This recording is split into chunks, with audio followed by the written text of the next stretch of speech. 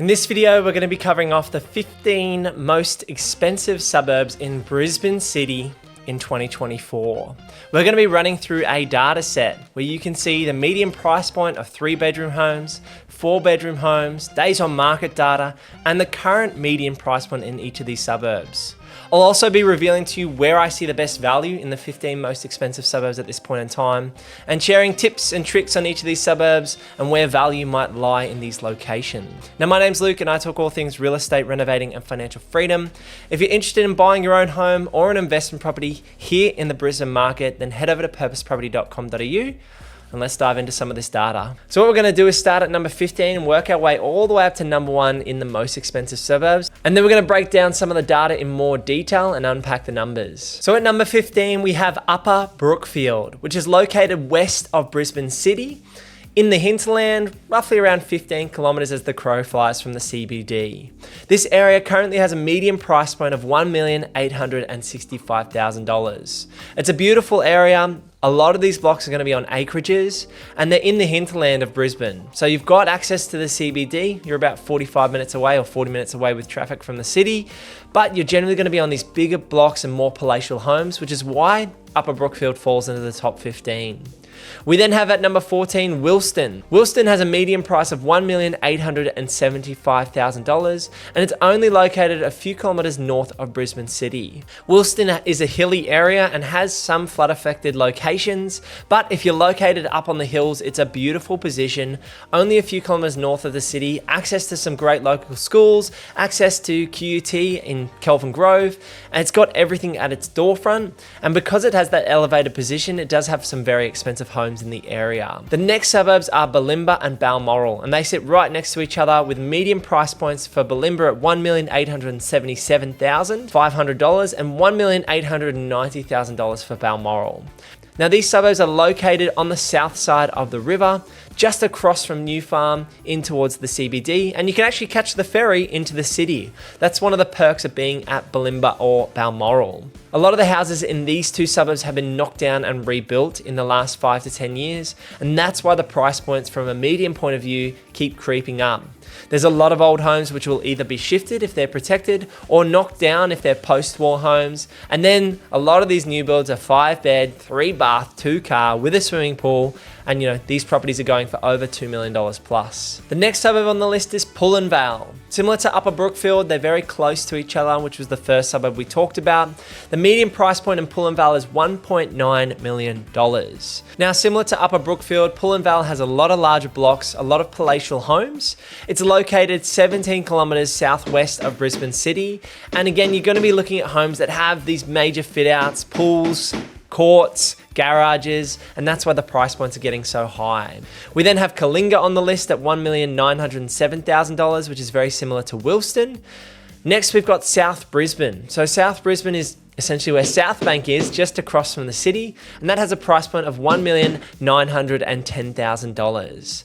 You're only located about 1.5 to 2 kilometers from the city. There's not many houses in South Brisbane, but where there are houses, there's going to be expensive price point. They're typically going to be on smaller blocks as well. So you're looking at 2, 3, or even 450 square meter blocks in these areas. The houses are going to be built up in South Brisbane and have all the amenity and access to the CBD. We've then got Robertson, which is a surprise on this list in the top 15, with a median price point of $1,957,000. Robertson is located roughly 8 to 9 kilometers south of Brisbane CBD, backs onto the Parklands Reserve, and the prices have been going up there significantly because there have been some larger sales in recent times which have shifted up the median price point. We then have St. Lucia, which is located right next to the University of Queensland on the southwest side of Brisbane City, with a median price point of $2,010,000 at this point in time. St. Lucia has a lot of students, it has a lot of doctors and high net worth individuals. It's an area that's got a lot of activity and a lot of things going on because the university is there. and that's driven up the median price points in that area. Number 6 is Hawthorn, and this goes back to Bulimba and Balmoral. Hawthorn's in the same area. It's probably just the most premium suburb in that cluster just across the river from the CBD.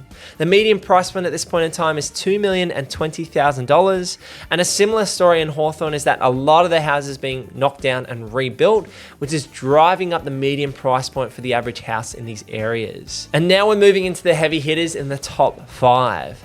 At number 5, we have Ascot at $2,280,000. At number 4, we have Hamilton at $2.6 million. At number 3, we have New Farm, which is a surprise to a lot of people that this is not number 1, at a price point of $2.8 million.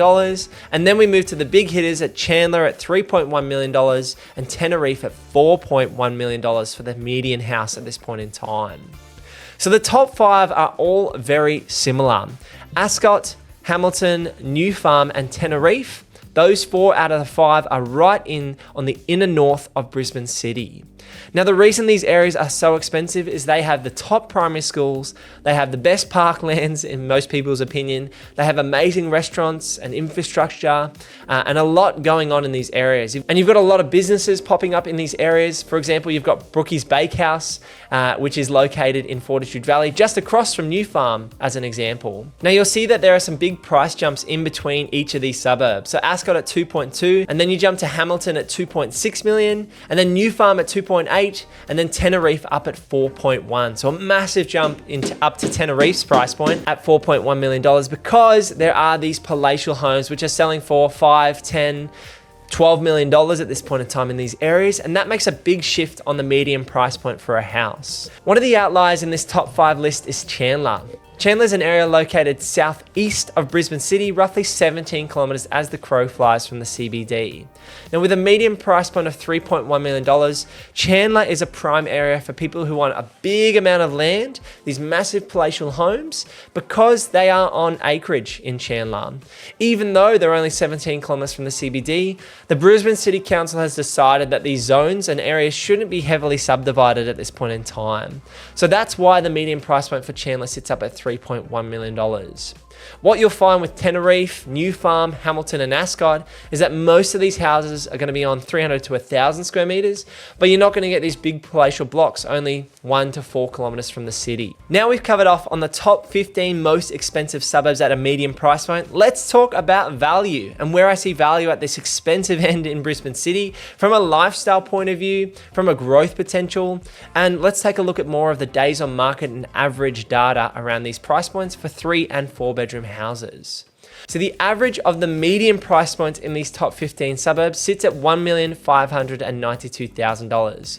So if you want to buy a 3-bedder in any of these top 15 suburbs, you're going to need roughly around $1.6 million to buy the average of the median house. If you want to buy the median average 4-bedroom home in these areas, you need $2,225,000. So what that shows you is there is a big disparity between 3 and 4-bedroom homes in these areas. And if we had the data, which we haven't pulled together for this video, but if we did, I would hypothesize that 5-bedroom homes would also have another significant jump.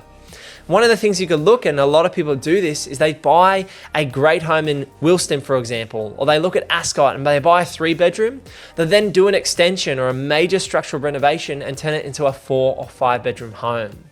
And as you can see, because there's about $600,000 disparity between 3 and 4-bedroom homes, that gives you a lot of headroom to create value when you do that type of extension or conversion. The total median price point across all 15 suburbs sits at $2,284,000, but that's heavily being pulled up by Tenerife and Chandler, which sit at that $4.1 and $3.1 million respectively. Now what you'll see is there's not much days on market data, and the reason is a lot of these higher priced properties take a while to sell, and there's not enough sales in terms of volume to make meaningful data for these data sets.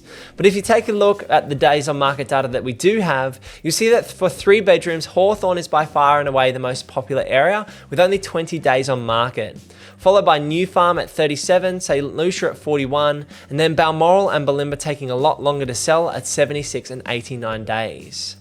If we then look at the 4-bedroom homes, Hawthorn is still the front runner, followed again by St. Lucia. Then we've got Balmoral at 31 days, Ascot at 41, Bulimba, New Farm, and Hamilton.